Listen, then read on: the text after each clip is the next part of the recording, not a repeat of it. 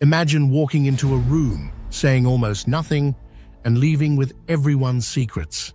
No lies, no force, just the right question at the right time. What if I told you that the most powerful people in the world, spies, world leaders, CEOs, don't win with brute strength or money, but with one thing: the ability to gather and protect information better than anyone else. In today's world, information is currency, and secrets? They're the gold. Andrew Bustamante, a former CIA intelligence officer, pulls back the curtain on one of the most dangerous and effective psychological tools ever taught inside the walls of Langley. This isn't spy fiction. It's real, and it's something you can start using today, not just to read people, but to control the conversation, gain leverage, and protect your own mind from manipulation. We begin with a simple but unnerving truth. Everyone is hiding something. Everyone.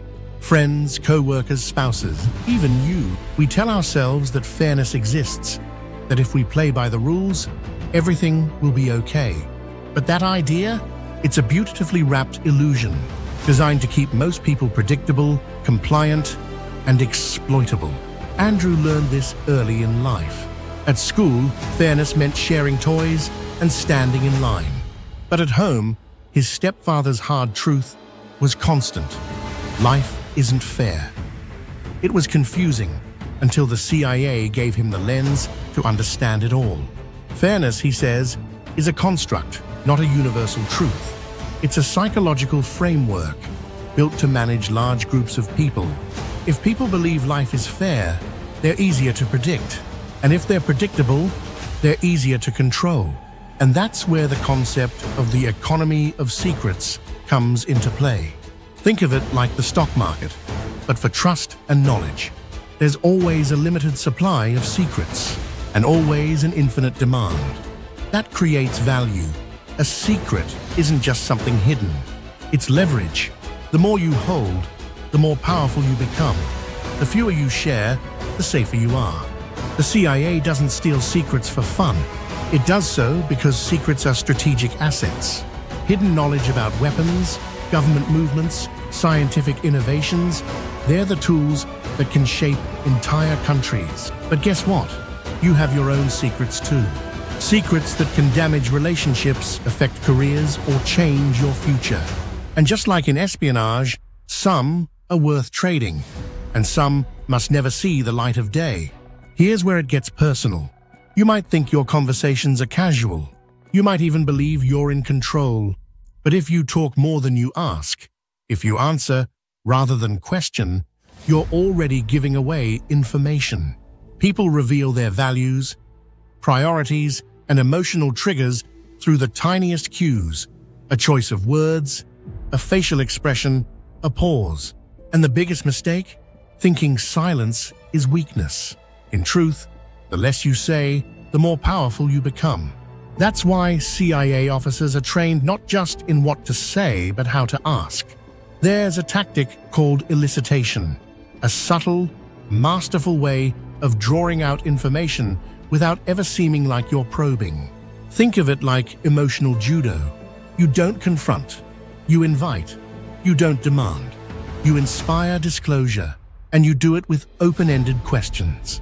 These are the most powerful tools in your arsenal. Ask someone, "Are you happy?" and you'll get a flat yes or no. Ask them, "What's been the most challenging part of your week?" And suddenly they're revealing not just their experiences, but their feelings, values, fears, frustrations, their secrets. Open-ended questions like, "Why do you think that happened?" Or, "How did that make you feel?" Don't just open conversations. They open minds. And once someone opens their mind, you're not just talking anymore. You're influencing. The genius of elicitation is that it never feels like manipulation. You aren't interrogating. You're listening. And the more you listen, the more people talk. They want to be heard. They need to be understood. And the moment they feel understood, they start handing over what they never intended to: their motivations, loyalties, and doubts. But collecting secrets is only half the equation. The real mastery is in knowing which secrets to keep and when to share. Bustamante breaks it down brilliantly. Some secrets are like nuclear codes. They should never be shared. But others, they have a shelf life. Their value drops every day they remain untold. The most skilled players in the economy of secrets are constantly evaluating this. Is it time to trade this truth? And what am I getting in return? Let's say you know something about a market shift before it's public. That secret could be leveraged for a massive gain, but only if you act while it's still unknown. Once it's on the front page, it's worthless. That's the dance.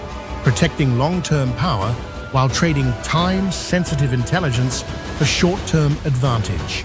It's a psychological chess game, and most people are stuck playing checkers. Here's the brutal reality. If you think you're not being studied, assessed, evaluated, you're wrong. People are always listening, always watching, and they're measuring what you say, how you say it, and what you don't say. That's why Bustamante teaches that the best way to protect your own secrets is to ask questions and talk less. Not because you're hiding, but because you're observing. Because if you keep sharing everything with everyone in the name of honesty, you're giving away your only edge.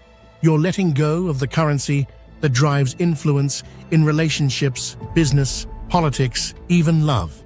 Knowing what to say, when to say it, and when to say nothing at all, that's not deception. That's mastery. In the end, the ones who rise to the top aren't the loudest, the richest, or the most charming. They're the ones who understand the economy of secrets, who trade strategically, who ask skillfully, and who protect their most valuable